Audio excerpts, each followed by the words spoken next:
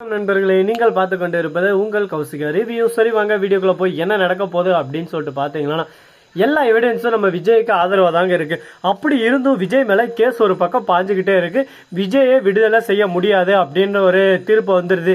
என்னடா ஆச்சு, எதனால விஜய்க்கு ஆதரவாக தானே எல்லாமே இருக்கு அப்படின்னு சொல்லிட்டு பார்த்தீங்கன்னா, எல்லாமே விஜய்க்கு ஆதரவாக இருந்தாலும் விஜய் தான் அந்த கொலையை பண்ணதுன்னு நேரில் பார்த்த சாட்சி இருக்கு.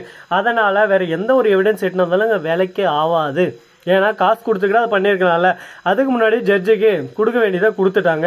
இதுக்கு மேலே ஒன்றும் பண்ண முடியாது அப்படின்ற சூழலில் தள்ளப்படுது. எப்படியாவது விஜய் வெளியே வர வச்சிடணும்னு சொல்லிட்டு தேவசேனாவும் மல்லியும் போராட்டமெல்லாம் போராடுறாங்க.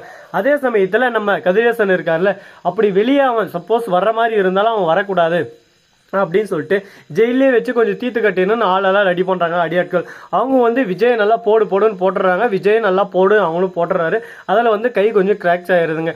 உடனே கையில் தலையில எல்லாம் அடி அதுக்கு கட்டு போட்டுடுறாங்க.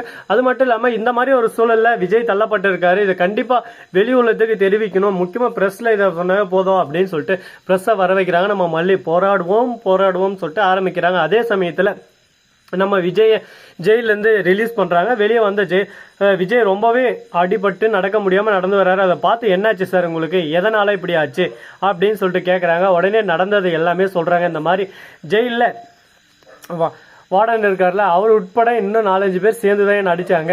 எனக்கு என்ன பண்ணுறதுன்னு சொல்லிட்டு தெரியல. அதனால தான் நான் இந்த நிலைமையில் தள்ளப்பட்டு இருக்கேன். இன்னும் கொஞ்ச நாள் இருந்ததுன்னா நான் இருந்திருப்பானே தெரியல அப்படின்னு சொல்லிட்டு ஸ்டார்ட் பண்ணுறாங்க. ஓகே, கான்செப்ட் ஓகே, கரெக்டாக வருது. ஆனால் இதுக்கு மேலே என்ன பண்ண போகிறாங்கன்னு சொல்லிட்டு தெரியல. இந்த பிரச்சனை இப்படியே ஒரு பக்கம் அலை மாதிரி ஓயாமல் போயிட்டே இருக்குமா, இல்லை அலையக்கிற ஒரு நேரம் ஓய்வு வரும். அந்த ஓய்வே இங்கே இல்லாமல் தாங்க போயின்னு இருக்கு. பாவங்க அவர் என்ன பண்ண போகிறாங்க அவரேன்னு சொல்லிட்டு தெரியல. பார்ப்போம். எல்லாமே அந்த கடவுள் மேலே பாரத்தை போட்டு நம்ம வழியில் பயணித்தா எல்லாமே சிறப்பாக நல்லபடியாக நடக்கும்னு சொல்லிட்டு நம்பலாம். சரி, இந்த மாதிரி எல்லாம் ஒரு பக்கம் நடந்துன்னு இருக்கு. அதே சமயத்தில் மறுபக்கம் என்ன நடக்குதுன்னு சொல்லிட்டு பார்த்தீங்களன்னா, நம்ம நிஷா இருக்காங்களா, அவங்க இருந்துன்னு வெண்பாவை போய் கூட்டிகிட்டு வரலான்னு போகிறாங்க. வெண்பா மூஞ்சி கொடுத்து கூட பேசலை. நான் எதுக்கும் கூட பேசணும், நீங்கள் யார், இனிமேல் என் கூட பேசுகிற வேலையெல்லாம் வச்சுக்காதீங்க, அவ்வளோதான் பார்த்துக்கோங்க.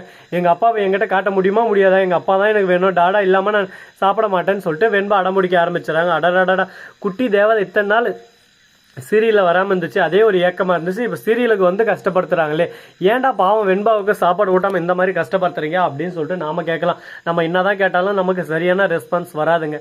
ஏன்னா நம்ம ரஞ்சித்தை பற்றி நல்லா தெரியும். ரஞ்சிதான் கோல்மால் வேலை நல்லா செஞ்சுன்னு இருக்காங்க.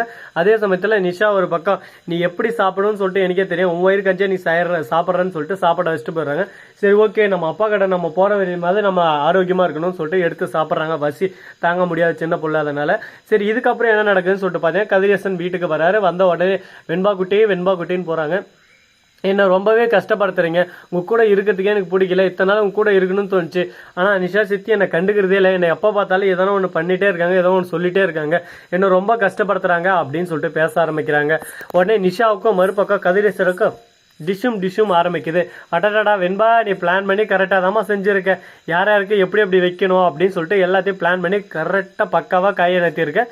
இதுக்கு மேலே இவங்க 2 பேரும் அடிச்சுன்னு தாங்க ஒரு பக்கம் இருக்கணும், தப்பிக்கிறதுக்கு வாய்ப்பே இல்லை. இதுக்கு தாங்க சொல்கிறது, சின்ன பிள்ளைங்களுக்கு ரொம்பவே அறிவு அதிகமாக இருக்கும். டக்குன்னு எதனா ஒரு விஷயத்தை அப்படியே சும்மா டக்குன்னு மாற்றிட்டு அதே சமயத்தில் அதை உல்ட்டாவாக மாற்றி பிரச்சனை அப்படியே சும்மா மாற்றி அமைச்சிருவாங்க சொல்லிட்டு சொன்னாங்க. அது போல் கரெக்டாக எல்லாம் பண்ணு தான் இருக்காங்க. இதுக்கப்புறம் என்ன பண்ண போகிறாங்கன்னு சொல்லிட்டு பொறுத்து வந்து பார்ப்போம். சரி, இந்த மாதிரி எல்லாம் ஒரு பக்கம் பிரச்சனைகள் போயின்னு இருக்குது. அதே சமயத்தில் நம்ம தேவசேனா இருக்காங்களா, அவங்க இருந்து எப்படியாவது அந்த ரஞ்சிதா இருக்கார்ல, அவருக்கு டெஸ்ட் எடுத்தே ஆகணும், அவளை டெஸ்ட் எடுத்து எப்படியாவது உண்மையெல்லாம் வெளியே கொண்டு வரணும் அப்படின்னு சொல்லிட்டு முடிவில் இருக்காங்க. அவள் உண்மையை சொல்லுவாளா, என்ன பண்ண போகிறாங்க, ஏது பண்ண போகிறாங்க, அப்படியே சும்மா ஒரு மணியை வச்சுட்டு டிங் கண்ணு முன்னாடி ஆட்டே ஒரு இன்ஜெக்ஷனை போட்டு சரி ஓகே, நீ யார், எங்கேருந்து வந்த, நீ என்ன பண்ணிருக்க அப்படின்னு சொல்லிட்டு ஒவ்வொரு கேள்வியை கேட்க ஆரம்பிக்குவாங்க.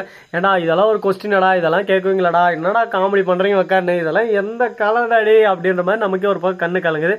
என்னங்க பண்ணுறது, நடக்கிறது தான் நடக்கும், அதெல்லாம் அவன் எழுதி வச்சுது, அதனால் அப்படி தான் நடக்கும். அவர் என்றால் நம்ம டைரக்டர், அவர் தானே எல்லாமே, அப்படிப்பட்ட நம்ம டைரக்டர் தான் எல்லாமே ஒரு பக்கம் டைரக்ட் பண்ணிருக்காங்க. சரி, போனதெல்லாம் போயிடுச்சு, இதுக்கப்புறம் அதை பற்றி பேசி ஒரு யூஸ் இல்லை. அதனால் அடுத்தபடியாக என்ன பண்ணலாம் ஏது பண்ணலாம்னு சொல்லிட்டு தான் நம்ம யோசிச்சாகணும். அடுத்து என்ன பண்ணுறாங்க ஏது பண்ணுறாங்க அப்படின்னு சொல்லிட்டு பார்த்தீங்கன்னா, நம்ம மல்லி இருக்காங்களா, அவங்க இருந்து தேவசேனா பேச்சை கேட்டு அடுத்து காயினை நகர்த்தி வைக்க போகிறாங்க. அது மட்டும் இல்லாமல் தேவசேனா கோர்ட்டில் கிளின்னு கிழிச்சு எப்படியாவது அந்த வக்கீலை ஓட விட்டு விஜய் வெளியே கொண்டு வந்தோம்னு சொல்லிட்டு அவங்களால முடிஞ்ச போராட்டத்தில் அவங்க ஈடுபட்டு இருக்காங்க. இதுக்கெல்லாம் பதிலடி எப்படி கொடுக்க போகிறாங்கன்னு சொல்லிட்டு தெரியல. இந்த மாதிரி தாங்க உங்களுக்காக நைட்டெல்லாம் கண்முழிச்சு கண்கள் கருகுதடா அப்படின்ற மாதிரி தான் ஒரு பக்கம் போயின்னு இருக்குது. பார்த்துக்கலாம், எல்லாமே உங்களுக்காக தானே. ஆல்வேஸ் வெல்கம் அப்படின்னு சொல்லிட்டு ஒரு டைலாகை போட்டு விட்டு இந்த வீடியோ உங்களுக்கு பிடிச்சிருந்தா லைக் பண்ணுங்கள், கமெண்ட் பண்ணுங்கள், ஷேர் பண்ணுங்கள், டிண்டிங் பெல்லை தட்டி விட்டு போங்க. அப்போ தான் நான் போகிற அடுத்தடுத்த வீடியோ உங்களுக்கு உடனுக்குடன் நோட்டிஃபிகேஷனில் வந்து கொண்டே இருக்கும்.